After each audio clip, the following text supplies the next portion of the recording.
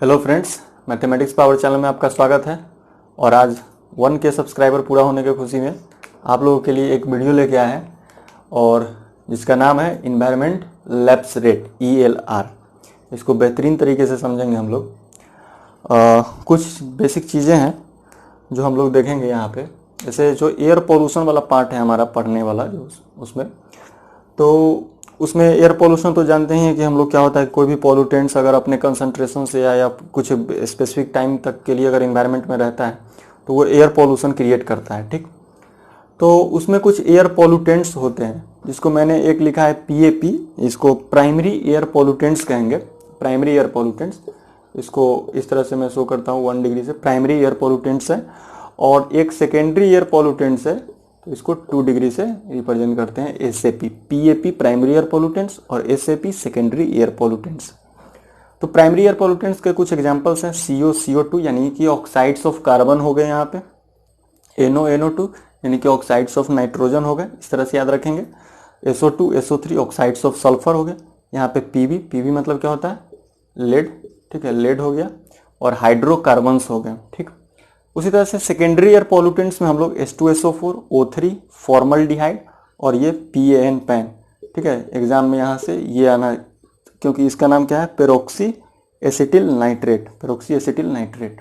ठीक, टॉपिक हमारा environment lapse rate है। बस मेरे कहने का मतलब ये है कि ये सारा पोल्यूटेंट्स आप लोग एक बार याद कर लेंगे, एग्जाम्पल्स में आते हैं ये। ठीक, तो ये सारा जो पोल्यूटेंट्स हुआ इनका होता है डिस्पर्जन, एटमॉस्फेयर में इनका होता है डिस्पर्जन। और वो डिस्पर्जन होने का जो रेट है वो बेसिकली डिपेंड कर जाता है टेम्परेचर पे, प्रेशर पे और बहुत सारा फैक्टर होता है। तो आज हम लोग टेम्परेचर के बारे में देख रहे हैं और उसी टेम्परेचर को मतलब एक रिफरेंस लेके और मैं ये इन्वायरमेंट लैप्स रेट आपको समझाने जा रहा हूँ। ठीक, तो एक ये रिएक्शन आपको दिख रहा होगा। ये रिएक्शन क्या है कि PAP plus H2O is equal to SAP। मान के चलिए कि अगर ये एग्जाम्पल अगर अचानक भूल गए तो कम से कम ये रिएक्शन याद रखेंगे। इससे क्या होगा कि जैसे प्राइमरी एयर पोल्यूटेंट्स जब वाटर वेपर्स एटमॉस्फेयर से लेता है या फिर कहीं से, तो वो सेकेंडरी एयर पोल्यूटेंट्स का फॉर्मेशन करता है। ठीक, जैसे मान के चलिए कि अगर हम लोग SO2 एग्जाम्पल लेते हैं, फॉर एग्जाम्पल अगर SO2 लेते हैं, ठीक है, अगर मान के चलिए कि हमारा सल्फर डाइऑक्साइड SO2 है, ये अगर वाटर वेपर से रिएक्ट करता है और अगर सनलाइट का प्रेजेंस होना बहुत जरूरी है। ठीक है, इसलिए मैं इसको रेड में बनाया हूँ यहाँ पे कि सनलाइट का प्रेजेंस होना बहुत जरूरी है, क्योंकि कोई भी रिएक्शन अगर सनलाइट के प्रेजेंस में होता है उसको फोटोकेमिकल रिएक्शन कहते हैं। फोटो मतलब लाइट, लाइट के प्रेजेंस में। तो ये रिएक्शन यहाँ पे SO2 प्लस H2O हमारा बन के देता है H2SO4। तो क्योंकि H2SO4 SO2 के साथ वाटर के साथ रिएक्ट करके बन रहा है, इसके इसीलिए ये सेकेंडरी एयर पोल्यूटेंट्स है। तो इसको डायरेक्ट यहाँ पे इस रिएक्शन के बेसिस पे हम लोग प्राइमरी और सेकेंडरी को डिवाइड कर सकते हैं। ठीक, अब हमारा मेन मुद्दा आ जाता है प्राइमरी इलैप्स रेट का, यानी कि इन्वायरमेंट इलैप्स रेट का, इन्वायरमेंट लैप्स रेट। ठीक, तो इस फिगर को ध्यान से देखेंगे। ये अर्थ है हमारा और अर्थ के ऊपर ये गैसेस बनाए हैं हमने, गैसेस के कंसंट्रेशन को। आप लोग देखते होंगे कि नीचे गैस का कंसंट्रेशन बहुत ज्यादा है, यानी कि अर्थ के सरफेस पे, और धीरे धीरे यहाँ पे क्या है कि अर्थ पे के ऊपर गैसेस के कंसंट्रेशन क्या होगा, कमते चले जा रहे हैं। ठीक, तो ऐसा बेसिकली नॉर्मल होता है। अच्छा, ये सब जो चीज हम लोग देख रहे हैं वो ट्रोपोस्फीयर के अंदर ही देख रहे हैं, अर्थ सरफेस के ऊपर और ट्रोपोस्फीयर के अंदर। ठीक, ये चीज ध्यान में रखेंगे कि ट्रोपोस्फीयर के अंदर ही सारा चीज देख रहे हैं। तो सनलाइट यहां से आ रहा है। ठीक है, तो जो ये गैसेज होते हैं इन्वायरमेंट में, बहुत तरह का गैस हो सकता है। मान के चलिए कि ग्रीन हाउस गैसेज है, सपोज हो सकता है कि ये ग्रीन हाउस गैसेज है। तो ये जो ग्रीन हाउस गैसेज होते हैं ये सनलाइट के लिए ट्रांसपेरेंट होता है। सनलाइट के लिए क्या होता है, ट्रांसपेरेंट होता है। ट्रांसपेरेंट का कहने का मतलब ये हुआ, ये इसको इजिली पास होने देंगे यहाँ से। अच्छा, इजिली क्यों पास होने देंगे, तो इसके लिए हम लोग एक टर्म जानते हैं, बेसिकली एक फॉर्मूला जानते हैं कि E is equal to HC upon lambda. हम लोग केमिस्ट्री या फिजिक्स दोनों में पढ़ते थे, वहां से एक रिलेशन मैंने लिखा है कि E is inversely proportional to 1 upon lambda. यानी कि ये लेमडा यहाँ पे क्या है, वेवलेंथ होता है, और E यहाँ पे क्या है, एनर्जी है। अगर वेवलेंथ घटेगा तो एनर्जी हमारा क्या होगा, बढ़ जाएगी। तो यहां से अगर ये लाइट अगर यहां से पास आ रहा है तो इसको हम लोग बोलते हैं शॉर्ट वेव्स। कौन सा वेव्स बोलते हैं इसको, शॉर्ट वेव्स। कौन सा waves, short waves. Short waves का मतलब क्या कि उसका लेमडा क्या है, कम है। लेमडा कम यानी कि एनर्जी बहुत ज्यादा हो गया होगा, तो एनर्जी बहुत ज्यादा होगा तो एनर्जी यहाँ से क्रॉस कर जाएगी।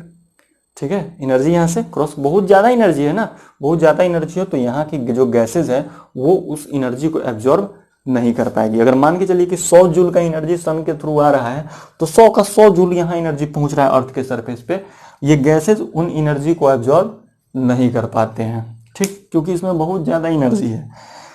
उसके बाद क्या होता है कि सनलाइट जब यहाँ पे पहुंचता है तो पहुंचने के बाद जो है वो कुछ अमाउंट का एनर्जी जो है अर्थ एब्जॉर्ब कर लेती है। ठीक, और जो एनर्जी एब्जॉर्ब नहीं कर पाती है, या फिर कह सकते हैं कि जो बच गया कुछ एनर्जी, वो फिर रिफ्रैक्ट हो जाते हैं एटमॉस्फेयर में, फिर ऊपर की तरफ बढ़ने लगते हैं। लेकिन जो गैसेस, जो रेज, जो सनलाइट का जो रेज रिफ्रैक्टेड होकर ऊपर तक गए, ऊपर जाने लगता है, उसके लिए यही गैसेस ओपेक बन जाता है।